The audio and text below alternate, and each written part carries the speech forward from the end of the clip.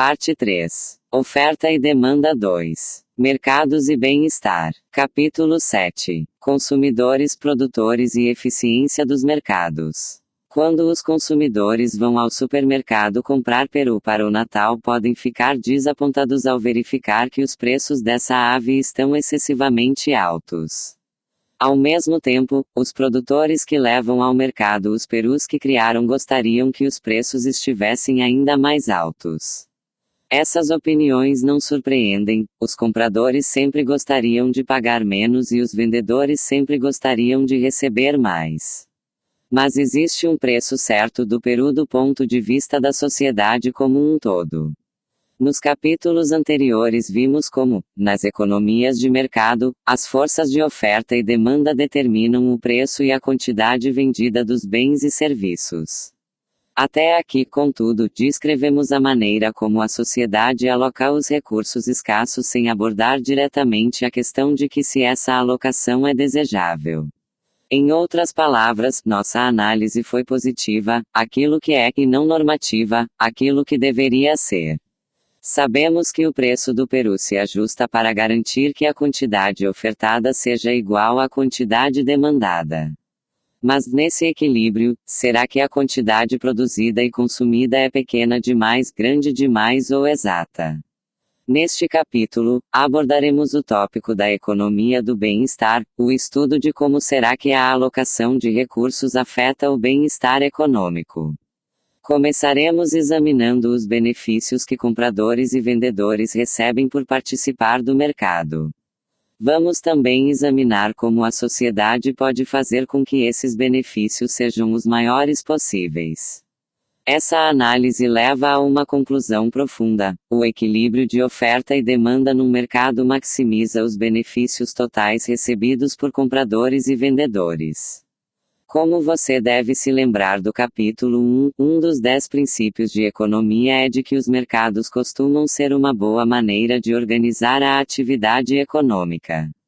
O estudo da economia do bem-estar explica mais detalhadamente esse princípio e também responde à nossa pergunta sobre o preço certo do peru. O preço que equilibra a oferta e a demanda de peru é, num sentido particular, o melhor, na medida em que maximiza o bem-estar total dos consumidores e dos produtores de peru. Economia do bem-estar é o estudo de como a alocação de recursos afeta o bem-estar econômico. Excedente do consumidor. Começaremos nosso estudo da economia do bem-estar pelos benefícios que os compradores recebem por sua participação no mercado. Disposição para pagar. Suponha que você tenha uma gravação em perfeito estado do primeiro álbum de Elvis Presley. Como você não é fã dele, decide vender o álbum. Uma maneira de fazer isso é realizar um leilão. 4 fãs de Elvis comparecem ao leilão: John, Paul, George e Ringo. Cada um deles gostaria de ser o dono do álbum, mas há um limite para o quanto cada um está disposto a pagar. A tabela 1 mostra o preço máximo que cada um dos 4 possíveis compradores pagaria. O máximo de cada comprador é chamado de disposição para pagar e mede o valor que o comprador atribui ao bem. Cada comprador adoraria comprar o álbum por um valor menor do que sua disposição para pagar, se recusaria a pagar um valor maior do que sua disposição para pagar e seria indiferente à compra do álbum ao preço exatamente igual a essa disposição. Disposição para pagar é a quantia máxima que um comprador pagará por um bem. Para vender seu álbum, digamos que você comece o leilão com um preço baixo, de $10, por exemplo. Como os 4 compradores estão dispostos a pagar muito mais do que isso, o preço sobe rapidamente. Os lances terminam quando John oferece $80, ou um pouco mais. Nesse ponto, Paul, George e Ringo se retiram do leilão porque não estão dispostos a pagar mais do que $80. John paga os $80 e leva o álbum. Observe que o álbum vai para o comprador que lhe atribui maior valor. Que benefício John obtém com a compra do álbum de Elvis Presley? De certa forma, para ele é uma pechincha, ele está disposto a pagar até $100 pelo álbum, mas acaba pagando apenas $80. Dizemos que John recebe um excedente do consumidor de $20. Excedente do consumidor é a quantia que o comprador está disposto a pagar por um bem menos a quantia que ele efetivamente paga pelo bem. O excedente do consumidor mede o benefício que os compradores obtêm por sua participação no mercado. Neste exemplo, John recebe um benefício de $20 por ter participado do leilão porque pagou $80 por um bem que para ele, vale $100. Paul, George e Ringo não obtêm nenhum excedente do consumidor por sua participação no leilão porque foram embora sem o álbum e sem pagar nada. Vamos imaginar agora um exemplo diferente. Suponhamos que você tivesse 2 álbuns idênticos de Elvis Presley para vender. Mais uma vez, você os leiloa entre os 4 possíveis compradores. Para simplificarmos as coisas, vamos presumir que os 2 álbuns devam ser vendidos pelo mesmo preço e que nenhum dos compradores esteja interessado em adquirir mais do que um álbum. Com isso, o preço sobe até que só restem 2 compradores. Neste caso, os lances param quando John e Paul oferecem $70, ou pouco mais. A esse preço, eles se satisfazem com a compra do álbum e George e Ringo não estão dispostos a dar nenhum lance mais alto. John e Paul obtêm um excedente do consumidor igual à sua disposição para pagar menos o preço pago. O excedente do consumidor de John é de $30 e o de Paul de $10. O excedente do consumidor de John é maior do que no exemplo anterior porque o álbum que ele obtém é o mesmo, mas o preço que ele paga é menor. O excedente do consumidor total no mercado é de $40,10. Excedente do consumidor é a quantia que o comprador está disposto a pagar pelo bem menos a quantia que ele realmente paga. Usando a curva de demanda para medir o excedente do consumidor. O excedente do consumidor está estreitamente associado à curva de demanda de um produto. Para vermos como isso ocorre, vamos continuar com nosso exemplo e considerar a curva de demanda do álbum de Elvis Presley. Vamos começar pela disposição para pagar dos 4 possíveis compradores para identificar a relação de demanda do álbum. A tabela da figura 1 mostra a escala de demanda correspondente à tabela 1. Se o preço está acima de $100, a quantidade demandada do mercado é 0 porque nenhum comprador está disposto a pagar um preço tão elevado. Se o preço está entre $80 e $100, a quantidade demandada é 1 porque só John está disposto a pagar um preço tão alto.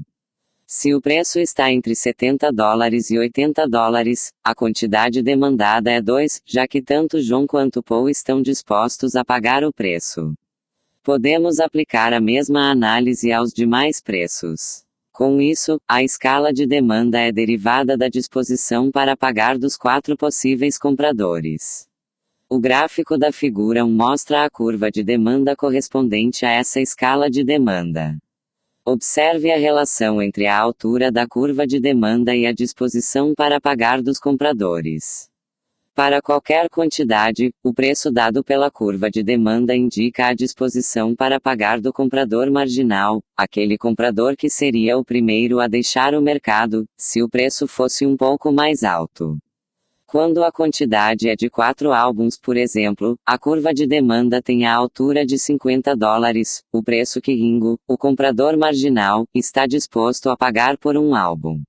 Para a quantidade de 3 álbuns, a curva de demanda tem a altura de $70, o preço que George, que passa a ser o comprador marginal, está disposto a pagar. Figura 1. A escala de demanda e a curva de demanda. A tabela mostra a escala de demanda dos compradores da tabela. O gráfico mostra a curva de demanda correspondente. Observe que a altura da curva de demanda reflete a disposição para pagar dos compradores. Como a curva de demanda reflete a disposição para pagar dos compradores, pode ser usada para medir o excedente do consumidor. A figura 2 usa a curva de demanda para calcular o excedente do consumidor de nosso exemplo. No painel A, o preço é $80, ou pouco mais, e a quantidade demandada é 1. Observe que a área acima do preço e abaixo da curva de demanda é igual a $20. Esse valor é exatamente o excedente do consumidor que calculamos anteriormente com apenas um álbum vendido. O painel B da figura 2 mostra o excedente do consumidor quando o preço é $70, ou pouco mais. Neste caso, a área acima do preço e abaixo da curva de demanda é igual à área de dois retângulos. O excedente do consumidor de John nesse ponto é $30 e o de Paul é $10. Isso é igual a uma área de $40. Novamente, esse valor é igual ao excedente do consumidor que calculamos anteriormente. Figura 2. Medindo o excedente do consumidor com a curva de demanda. No painel A, o preço do bem é $80 e o excedente do consumidor é $20. No painel B, o preço do bem é $70 e o excedente do consumidor é $40. A lição que aprendemos com este exemplo é válida para todas as curvas de demanda. A área abaixo da curva de demanda e acima do preço mede o excedente do consumidor em um mercado. Um motivo para isso é o fato de que a altura da curva de demanda mede o valor que os compradores atribuem ao bem como medida de sua disposição para pagar. A diferença entre essa disposição para pagar e o preço de mercado é o excedente do consumidor de cada comprador. Assim, a área total abaixo da curva de demanda e acima do preço é a soma dos excedentes do consumidor de todos os compradores no mercado de um bem ou serviço. Como um preço baixo eleva o excedente do consumidor. Como os compradores sempre gostariam de pagar menos pelos bens que compram, um preço menor faz os compradores de um bem ficarem em uma situação melhor. Mas enquanto o bem-estar dos compradores se eleva em resposta a um preço menor, podemos usar o conceito de excedente do consumidor para responder a essa pergunta de maneira precisa. A figura 3 mostra uma curva de demanda típica com inclinação descendente. Embora possa parecer que ela tem formato um pouco diferente da curva em degraus dos dois gráficos anteriores, as ideias e conceitos que acabamos de desenvolver ainda se aplicam. O excedente do consumidor é a área abaixo da curva de demanda e acima do preço. No painel A, o excedente do consumidor ao preço P1 é a área do triângulo ABC. Suponhamos agora que o preço caia de P para P2, como mostra o painel B. O excedente do consumidor agora é igual à área ADF. O aumento do excedente do consumidor atribuído ao menor preço é a área BCFD. Esse aumento do excedente do consumidor tem dois componentes. Primeiro, os compradores que já compravam Q do bem ao preço mais elevado P, estão em melhor situação porque passam a pagar menos.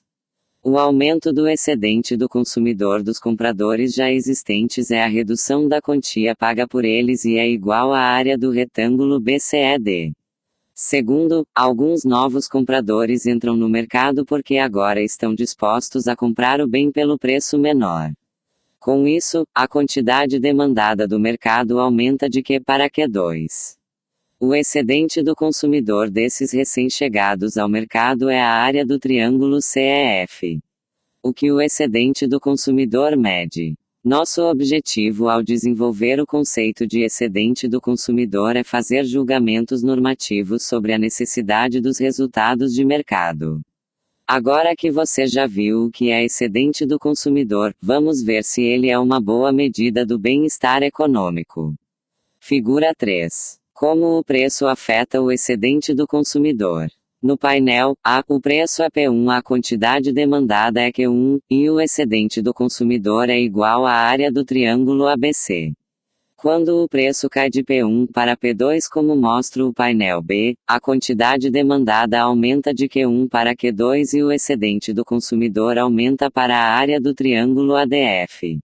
O aumento do excedente do consumidor, a área BCFD, se dá em parte porque os consumidores já existentes agora pagam menos correspondente à área BCED, e em parte porque novos consumidores entram no mercado ao preço mais baixo correspondente à área C e F. Imagine que você é um formulador de políticas que quer projetar um bom sistema econômico. Será que você se importaria com a quantia de excedente do consumidor? O excedente do consumidor é a quantia que os compradores estão dispostos a pagar por um bem menos a quantia que efetivamente pagam médio benefício que os compradores obtêm de um bem tal como apercebido pelos próprios compradores. Assim, o excedente do consumidor é uma boa medida do bem-estar econômico se os formuladores de políticas desejam respeitar as preferências dos compradores. Em algumas circunstâncias, os formuladores de políticas podem optar por não se importar com o excedente do consumidor por não respeitar as preferências que guiam o comportamento dos compradores. Por exemplo, os viciados em drogas estão dispostos a pagar um preço elevado pela heroína, mas não diríamos que eles obtêm um grande benefício por serem capazes de comprar heroína a um preço baixo, embora os próprios viciados possam pensar que sim. Do ponto de vista da sociedade, a disposição para pagar, neste caso, não é uma boa medida do benefício para os compradores e o excedente do consumidor não é uma boa medida do bem-estar econômico porque os viciados não têm o próprio bem-estar em mente. Na maioria dos mercados, contudo, o excedente do consumidor efetivamente reflete o bem-estar econômico. Os economistas normalmente partem da hipótese de que os compradores são racionais ao tomar decisões e de que suas preferências devem ser respeitadas. Neste caso, os consumidores são os melhores juízes de quanto benefício obtêm dos bens que compram.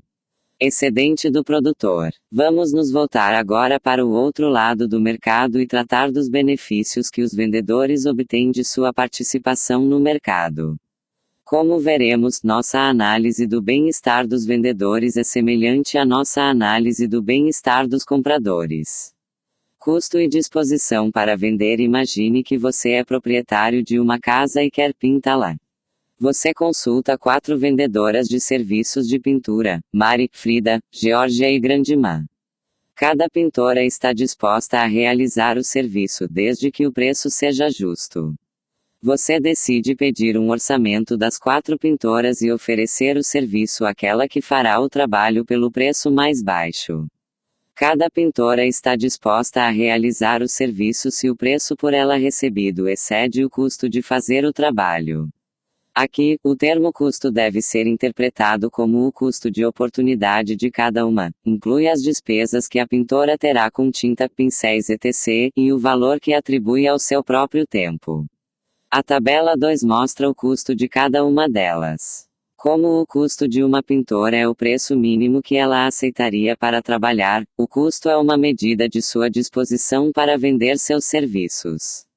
Cada pintora desejaria muito vender seus serviços a um preço superior ao custo, recusaria vender seus serviços a um preço inferior ao custo e seria indiferente à venda de seus serviços a um preço igual ao seu custo. Custo é o valor de tudo aquilo de que um vendedor precisa abrir mão para produzir um bem. Quando você pede um orçamento às pintoras, o preço pode começar elevado, mas cai rapidamente porque elas competem entre si pelo serviço. Uma vez que Grandimã tenha proposto $600, ou pouco menos, ela é a única competidora que resta. Ela fica feliz em prestar o serviço por esse preço porque seu custo é de apenas $500. Mari, Frida e Georgia não têm interesse em pintar a sua casa por menos de $600. Observe que o serviço vai para a pintora que é capaz de trabalhar ao menor custo. Que benefício Grandimã recebe pela realização do serviço? Como ela é capaz de pintar a casa por $500, mas você lhe paga $600, dizemos que ela recebe um excedente do produtor de $100. Excedente do produtor é o montante que um vendedor recebe menos o seu custo de produção. O excedente do produtor mede o benefício que os vendedores extraem de sua participação num mercado. Excedente do produtor é a quantia que um vendedor recebe por um bem menos seu custo de produção. Vamos agora imaginar um exemplo um pouco diferente. Suponhamos que você tenha 2 casas que precisam de pintura. Mais uma vez, você leiloa o serviço entre as 4 pintoras. Para simplificarmos, vamos imaginar que nenhuma delas possa pintar as 2 casas e que você pague a mesma quantia pela pintura de cada casa. Com isso, o preço cai até que restem apenas 2 pintoras. Neste caso, as propostas param quando Georgia e Grandma se oferecem para prestar o serviço por $800, ou pouco menos. A esse preço, as duas estão dispostas a trabalhar, mas Mari e Frida não. A $800, Grandma e Georgia recebem excedentes do produtor de $300 e $200, respectivamente. O excedente do produtor total do mercado é $500. Uso da curva de oferta para medir o excedente do produtor, assim como o excedente do consumidor está estreitamente associado à curva de demanda, o excedente do produtor está estreitamente associado à curva de oferta. Para vermos como, vamos prosseguir com nosso exemplo. Começamos usando os custos das 4 pintoras para identificar a escala de oferta dos serviços de pintura. A tabela da figura 4 mostra a escala de oferta que corresponde aos custos que constam da tabela 2. Se o preço está abaixo de $500, nenhuma das 4 pintoras está disposta a prestar o serviço, de modo que a quantidade ofertada é 0. Se o preço está entre $500 e $600, só Grandma está disposta a prestar o serviço, de modo que a quantidade ofertada é 1. Figura 4. A escala de oferta e a curva de oferta. A tabela mostra a escala de oferta das vendedoras da tabela 2. O gráfico mostra a curva de oferta correspondente. Observe que a altura da curva reflete os custos das vendedoras. Se o preço está entre $600 e $800, Grandma e Georgia estão dispostas a prestar o serviço, de modo que a quantidade ofertada é 2 e assim por diante. Com isso, a escala de oferta é derivada dos custos das 4 pintoras.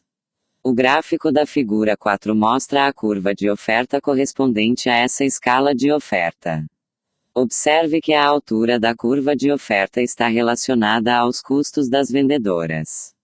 Para qualquer quantidade, o preço dado pela curva representa o custo da vendedora marginal, aquela que seria a primeira a deixar o mercado se o preço fosse menor. Para a quantidade de 4 casas, por exemplo, a curva de oferta tem altura de $900, o custo de Mari para prestar seus serviços de pintura, sendo Mari a vendedora marginal. Para a quantidade de 3 casas, a curva de oferta tem altura de $800, o custo de Frida, que agora é a vendedora marginal para prestar seus serviços de pintura. Como a curva de oferta reflete os custos das vendedoras, ela pode ser usada para medir o excedente do produtor. A figura 5 usa a curva de oferta para calcular o excedente do produtor em nosso exemplo. No painel A consideramos que o preço é $600. Neste caso, a quantidade ofertada é 4. Observe que a área abaixo do preço e acima da curva de oferta é igual a $100, montante que é idêntico ao excedente do produtor de Grandma que calculamos anteriormente. O painel B da figura 5 mostra o excedente do produtor ao preço de $800.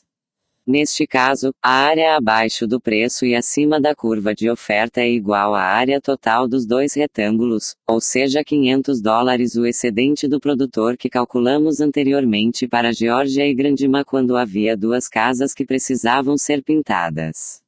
Figura 5. Medindo o excedente do produtor com a curva de oferta. No painel A, o preço do bem é $600 e o excedente do produtor é $100. No painel B, o preço do bem é $800 e o excedente do produtor é $500. A lição que extraímos deste exemplo se aplica a todas as curvas de oferta, a área abaixo do preço e acima da curva de oferta representado o excedente do produtor em um mercado. A lógica é simples, a altura da curva de oferta mede os custos dos vendedores, e a diferença entre o preço e o custo de produção é o excedente do produtor de cada vendedor. Assim, a área é a soma dos excedentes do produtor de todos os vendedores. Como um preço mais alto aumenta o excedente do produtor. Ninguém se surpreenderia ao ouvir dizer que os vendedores sempre gostariam de receber um preço maior pelos bens que vendem. Mas em que medida o bem-estar dos vendedores se eleva em resposta a um preço maior? O conceito de excedente do produtor oferece uma resposta precisa a essa pergunta. A figura 6 mostra uma curva de oferta típica com inclinação ascendente. Muito embora essa curva de oferta seja diferente em formato das que vimos na figura anterior, o excedente do produtor é medido da mesma maneira. O excedente do produtor é a área abaixo do preço e acima da curva de oferta. No painel A, o preço é P, e o excedente do produtor é a área do triângulo ABC. Figura 6. Como o preço afeta o excedente do produtor? No painel A, o preço é P1, a quantidade demandada é Q1 e o excedente do produtor é igual ao triângulo ABC. Quando o preço aumenta de P1 para P2, como mostra o painel B, a quantidade ofertada aumenta de Q1 para Q2 e o excedente do produtor aumenta para a área do triângulo ADF. O aumento do excedente do produtor, área BCFD, se dá em parte porque os produtores existentes agora passam a receber mais, área BCED, e em parte porque novos produtores entram no mercado ao preço mais elevado, área CEF. O painel B mostra o que acontece quando o preço aumenta de P1 para P2. O excedente do produtor agora passa a ser igual à área ADR. Esse aumento do excedente do produtor tem duas partes. Em primeiro lugar, os vendedores que já estavam vendendo Q1 do bem ao mais baixo preço P1 se beneficiam porque agora recebem mais por aquilo que vendem. O aumento do excedente do produtor dos vendedores existentes é igual à área do retângulo BCED. Em segundo lugar, alguns novos vendedores entram no mercado porque estão dispostos a produzir o bem ao preço mais alto, o que resulta em um aumento da quantidade ofertada de Q1 para Q2. O excedente do produtor desses novos vendedores é igual à área do triângulo CEF. Como mostra nossa análise, usamos o excedente do produtor para medir o bem-estar dos vendedores de forma semelhante ao uso do excedente do consumidor para medir o bem-estar dos compradores. Como essas duas medidas de bem-estar econômico são muito parecidas, é natural usá-las juntas. E é exatamente o que faremos na próxima sessão. Eficiência de mercado. O excedente do consumidor e o excedente do produtor são as ferramentas básicas dos economistas para estudar o bem-estar dos compradores e dos vendedores em um mercado, as quais podem nos ajudar a abordar uma questão econômica fundamental: a alocação de recursos determinada pelos mercados livres é desejável. O planejador social benevolente. Para avaliarmos os resultados de mercado, introduziremos em nossa análise um novo personagem hipotético chamado planejador social benevolente. O planejador social benevolente é um ditador onisciente, onipotente e bem-intencionado que deseja maximizar o bem-estar econômico de todos os membros da sociedade. PS, onisciente significa aquele que tem conhecimento pleno sobre todas as coisas. O que, em sua opinião, ele deve fazer? Será que ele deve deixar os compradores e vendedores no equilíbrio que atingem naturalmente por si sós? Ou será que ele pode aumentar o bem-estar econômico alterando de alguma maneira o resultado do mercado? Para responder a essa pergunta, o planejador precisa, antes de mais nada, decidir como medir o bem-estar econômico de uma sociedade. Uma medida possível é a soma dos excedentes do consumidor e dos excedentes do produtor, que chamamos de excedente total. O excedente do consumidor é o benefício que os compradores obtêm de sua participação no mercado e o excedente do produtor é o benefício recebido pelos vendedores. É natural, portanto, usar o excedente total como medida do bem-estar econômico da sociedade. Para entender melhor essa medida do bem-estar econômico, lembre-se de como medimos os excedentes do consumidor e do produtor. Definimos excedente do consumidor como excedente do consumidor igual a valor para os compradores menos quantia paga pelos compradores. De maneira similar, medimos o excedente do produtor como excedente do produtor igual a quantia recebida pelos vendedores menos custo para os vendedores. Quando somamos os excedentes do consumidor e do produtor, temos excedente total igual a valor para os compradores menos quantia paga pelos compradores mais quantia recebida pelos vendedores menos custo para os vendedores. A quantia paga pelos compradores é igual à quantia recebida pelos vendedores, de modo que os dois termos médios da expressão cancelam um ao outro. Com isso podemos escrever o excedente total como excedente total igual a valor para os compradores menos custo para os vendedores. O excedente total de um mercado é o valor total atribuído pelos compradores dos bens, medido por sua disposição para pagar, menos o custo total dos vendedores que fornecem esses bens. Se uma alocação de recursos maximiza o excedente total, dizemos que tem eficiência. Se uma alocação não é eficiente, então parte dos ganhos do comércio entre compradores e vendedores não está sendo obtida.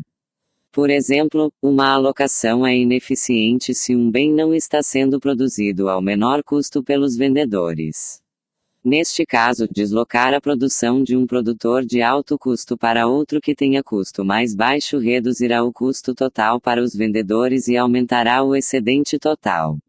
De maneira similar, uma alocação é ineficiente se um bem não está sendo consumido pelos compradores que lhe atribuem maior valor.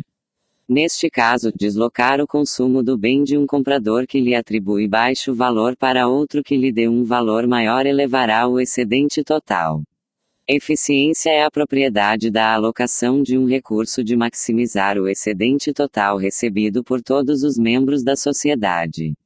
Além da eficiência, o planejador social também pode se preocupar com a equidade, que é a imparcialidade na distribuição do bem-estar entre os diversos compradores e vendedores. Em essência, os ganhos de comércio em um mercado são como um bolo a ser distribuído entre os participantes do mercado. A questão da eficiência é se o bolo é tão grande quanto possível. A questão da equidade é se o bolo está sendo bem dividido. Avaliar a equidade de um resultado de mercado é mais difícil do que avaliar sua eficiência.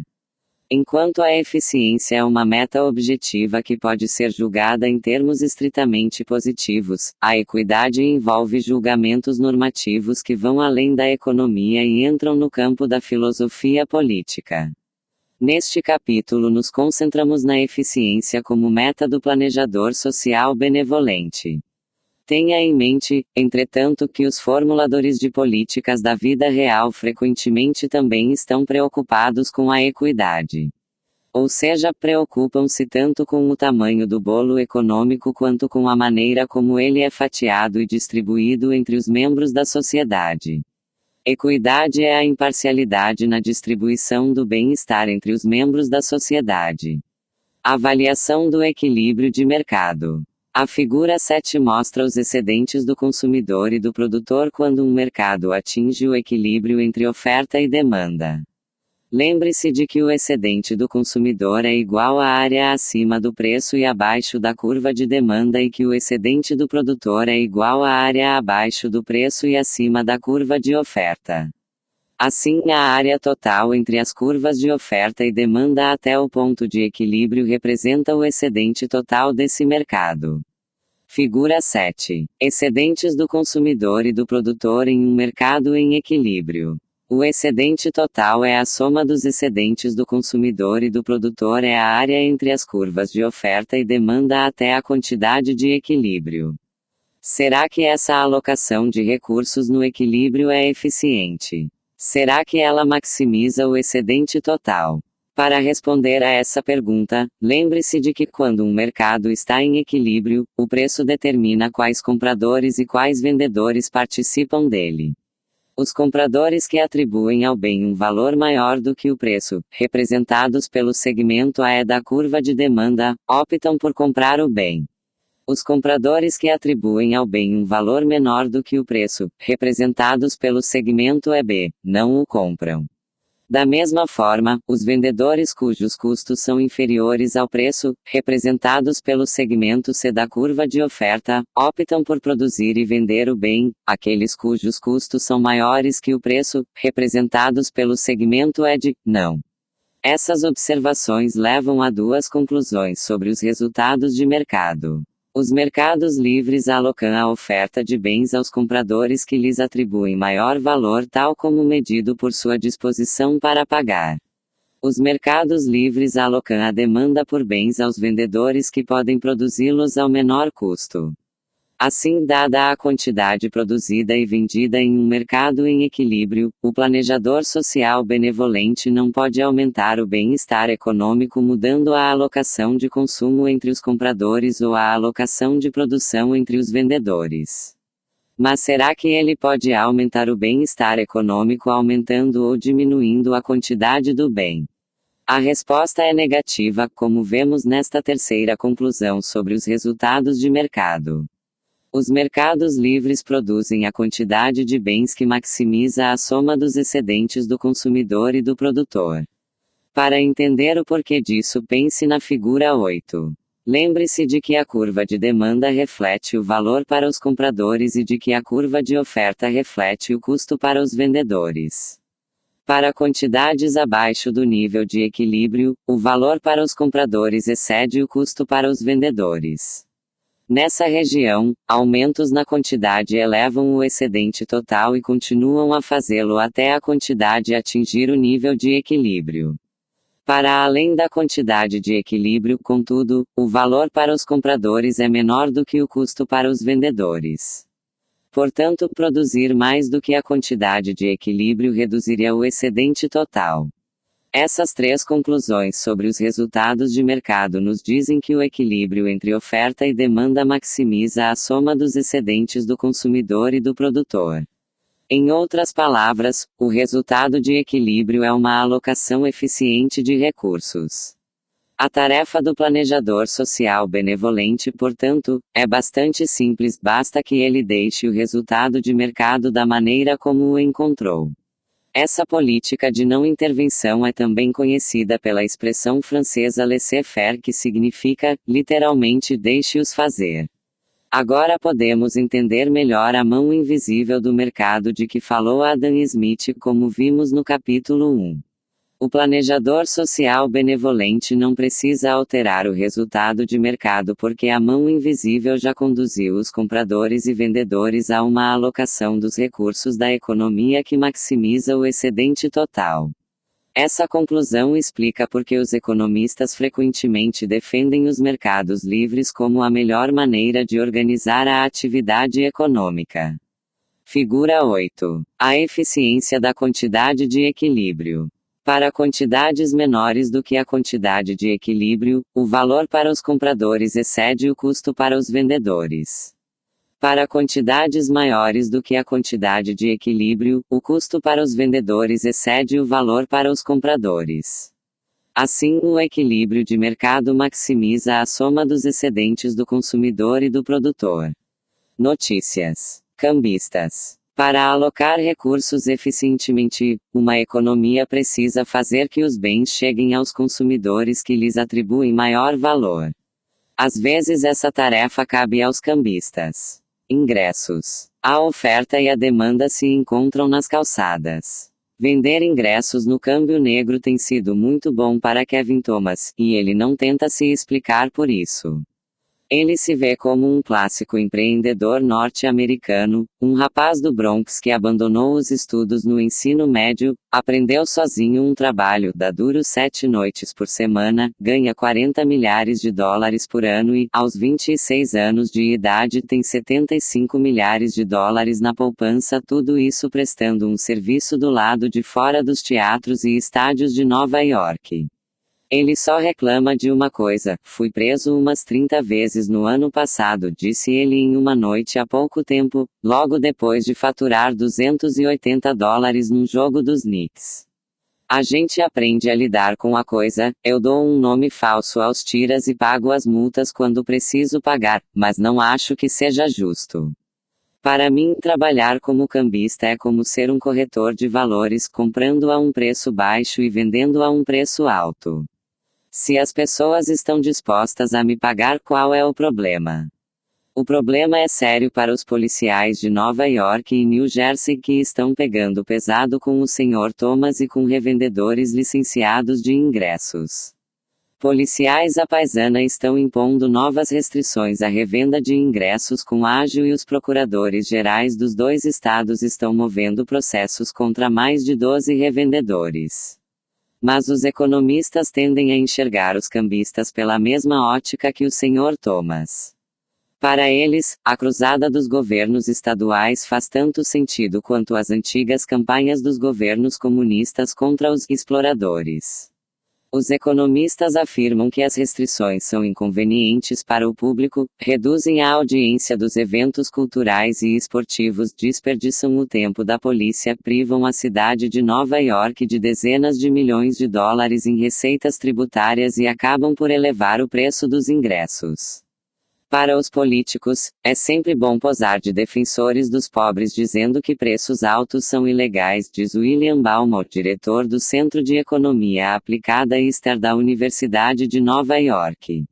Quem sabe eles resolvam o problema da AIDS declarando que a doença também é ilegal. Isso não faria mal algum porque não teria nenhum efeito, mas quando alguém mexe com preços, acaba criando problemas de verdade. O Dr. Baumol foi um dos economistas que conceberam a ideia de vender ingressos para a Broadway, no dia da apresentação, pela metade do preço no quiosque da TKTS na Times Square, o que os proprietários dos teatros consideraram muito radical na época em que o quiosque abriu, em 1973.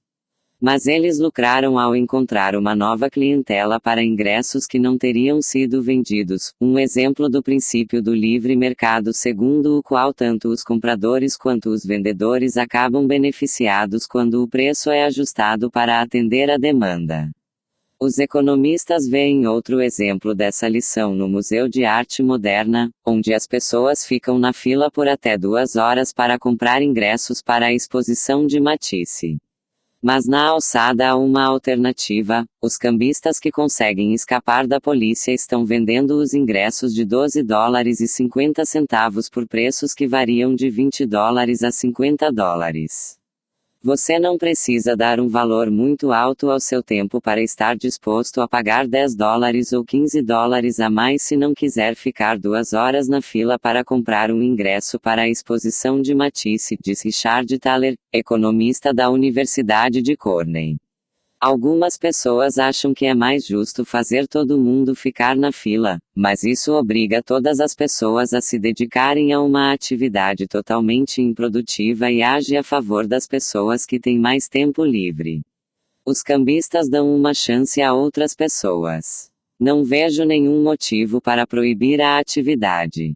Mas legalizar a atividade dos cambistas não seria necessariamente uma boa coisa para todos. O Sr. Thomas, por exemplo, teme que a concorrência extra possa tirá-lo dos negócios. Mas, após 16 anos, ele começou a trabalhar do lado de fora do estádio Yankee aos 10 anos de idade. Ele acha que talvez seja hora de mudar. Estudo de caso. Será que deveria haver um mercado de órgãos humanos? Em 12 de abril de 2001, na primeira página do The Boston Globe, lia-se a manchete como o amor de uma mãe ajudou a salvar 2 vidas. O jornal contava a história de Susan Stephens, uma mulher cujo filho precisava de um transplante de rim. Quando o médico que cuidava dele descobriu que o rim da mãe não era compatível, propôs uma solução inovadora: se ela doasse um de seus rins para um receptor anônimo, seu filho iria para o topo da fila de espera pelo órgão. A mãe aceitou a proposta e logo 2 pacientes receberam o transplante que estavam aguardando. A engenhosidade da proposta do médico e a nobreza do ato da mãe não são passíveis de dúvida. Mas a história levanta algumas questões interessantes. Se a mãe pode trocar um rim por outro, será que o hospital permitiria que ela trocasse um rim por um caro tratamento experimental de câncer que ela não pudesse pagar de outra maneira? Será que ela poderia trocar um rim por uma bolsa de estudos para seu filho na faculdade de medicina ligada ao hospital? Será que ela poderia vender o rim e usar o dinheiro para trocar seu carro velho por um Lexus novinho? Em termos de política pública, as pessoas não podem vender seus órgãos. Em essência, no mercado de órgãos, o governo estabeleceu um preço máximo igual a zero. Com isso, como se dá com qualquer preço máximo obrigatório, há uma escassez do bem. No caso da família Stephens, a transação não se enquadrou na proibição porque não houve troca de dinheiro. Muitos economistas acreditam que haveria grandes benefícios se a existência de um mercado livre de órgãos fosse permitida. As pessoas nascem com 2 rins, mas geralmente só precisam de um deles. Enquanto isso, algumas pessoas sofrem de doenças que as deixam sem nenhum rim em funcionamento. Apesar dos óbvios ganhos de comércio, a situação é grave. A espera média por um transplante de rim é de 3 anos e meio e cerca de 6.000 pessoas morrem por ano nos Estados Unidos porque não conseguem encontrar um rim a tempo. Se as pessoas que precisam de um rim pudessem comprá-lo das pessoas que têm 2, o preço se elevaria até equilibrar oferta e demanda. Os vendedores se beneficiariam do dinheiro recebido. Os compradores se beneficiariam do órgão de que precisam para salvar sua vida. A escassez de rins logo desapareceria. Um mercado como esse levaria a uma alocação eficiente de recursos, mas aqueles que criticam a ideia se preocupam com a questão da justiça. Um mercado de órgãos, argumentam, beneficiaria os ricos à custa dos pobres porque os órgãos seriam alocados às pessoas com maior disposição e capacidade para pagar. Mas também é possível questionar a justiça do sistema em vigor. Hoje, a maioria de nós anda por aí com um órgão de que não precisa, enquanto alguns dos cidadãos de nossa sociedade estão morrendo. Será que isso é justo? Notícias. Como os peregrinos abraçaram o mercado. PS Peregrino é o nome dado aos primeiros colonos puritanos que fundaram, em 1620, a colônia de Plymouth, que também eram chamados de Pilgrim Fathers. Da próxima vez que se sentar à mesa no dia de ação de graças, talvez você deva agradecer não só o peru que está no seu prato, mas também o sistema econômico em que vive. A ação de graças homenageia a mão invisível.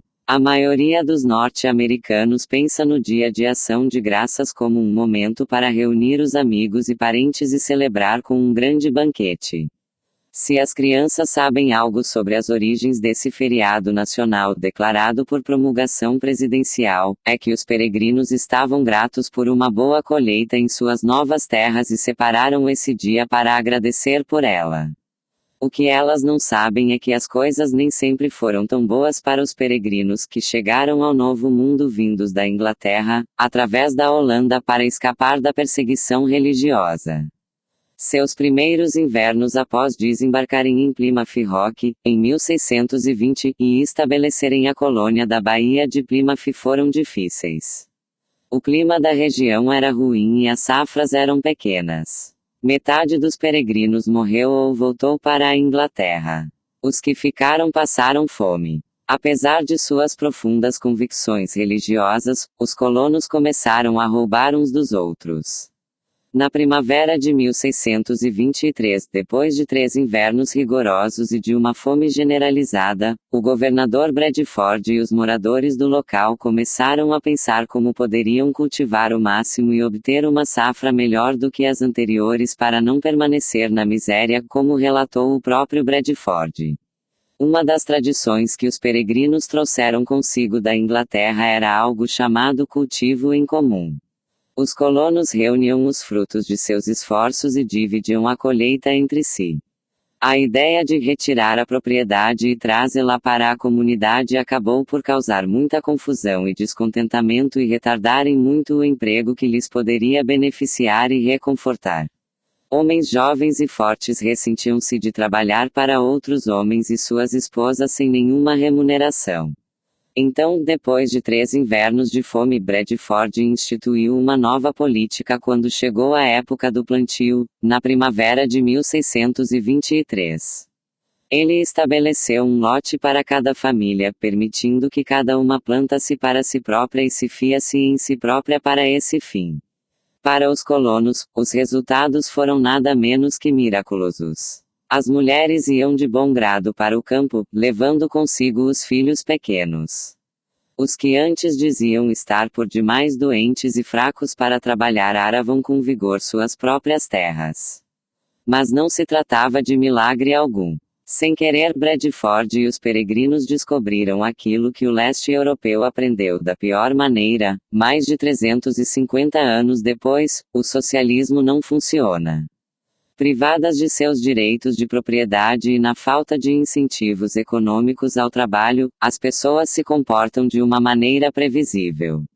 Os colonos logo tiveram comida mais do que suficiente para suas próprias necessidades e começaram a trocar seu excedente de grãos por outras mercadorias, como peles. Depois de 3 invernos esfomeados, os peregrinos enxergaram a fartura como um golpe de sorte quando, na verdade, estavam apenas reagindo aos sinais do mercado. Mesmo antes de haver um mercado oficial, a mão invisível já operava. O Dia de Ação de Graças é um momento para agradecer um sistema de governo que permite que a mão invisível conduza e proteja as pessoas. Conclusão: eficiência e falha de mercado. Este capítulo introduziu as ferramentas básicas da economia do bem-estar, os excedentes do consumidor e do produtor e as utilizou para avaliar a eficiência dos mercados livres. Mostramos que as forças de oferta e demanda alocam recursos com eficiência. Ou seja, embora cada comprador e vendedor no mercado só se preocupe com seu próprio bem-estar, eles são, juntos, guiados por uma mão invisível em direção a um equilíbrio que maximiza os benefícios totais para compradores e vendedores. Aqui devemos fazer uma advertência: para concluirmos que os mercados são eficientes, adotamos uma série de hipóteses sobre como eles funcionam. Quando essas hipóteses não se sustentam, nossa conclusão de que o equilíbrio de mercado é eficiente pode deixar de ser verdadeira. Ao concluirmos o capítulo, vamos tratar rapidamente de 2 dessas hipóteses. Em primeiro lugar, supusemos em nossa análise que os mercados são perfeitamente competitivos. Mas na vida real a competição muitas vezes está longe de ser perfeita. Em alguns mercados, um único comprador ou vendedor, ou um pequeno grupo de compradores ou vendedores pode ser capaz de controlar os preços de mercado. Essa capacidade de influenciar os preços é chamada de poder de mercado. O poder de mercado pode fazer com que os mercados sejam ineficientes ao manter o preço e a quantidade distantes do equilíbrio entre oferta e demanda. Em segundo lugar, nossa análise também supôs que o resultado em um mercado somente importe para os compradores e vendedores do mercado em questão.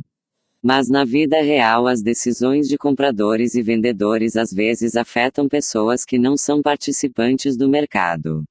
A poluição é um exemplo clássico de resultado de mercado que afeta pessoas que estão fora do mercado.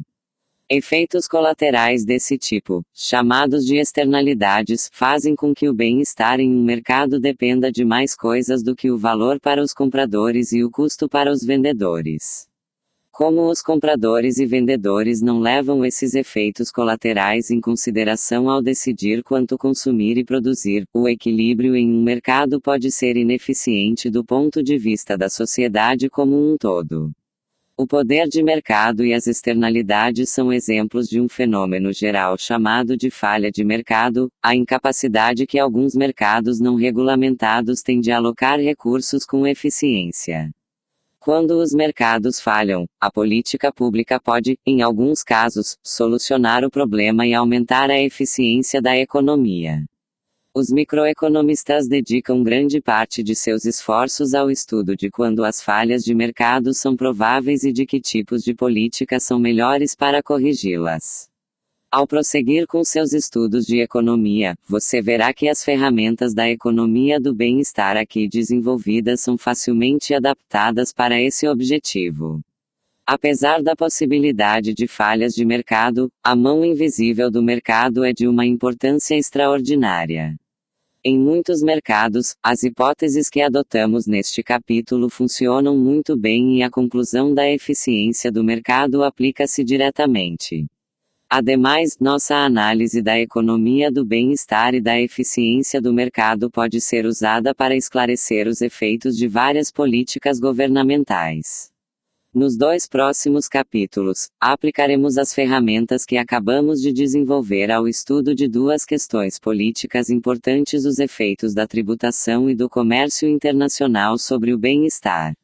Resumo: o excedente do consumidor é igual ao valor que os compradores estão dispostos a pagar por um bem menos a quantia que efetivamente pagam por ele e mede o benefício que os compradores obtêm de sua participação no mercado. O excedente do consumidor pode ser calculado determinando-se a área abaixo da curva de demanda e acima do preço. O excedente do produtor é igual à quantia que os vendedores recebem por seus bens menos seus custos de produção e mede o benefício que os vendedores obtêm de sua participação no mercado.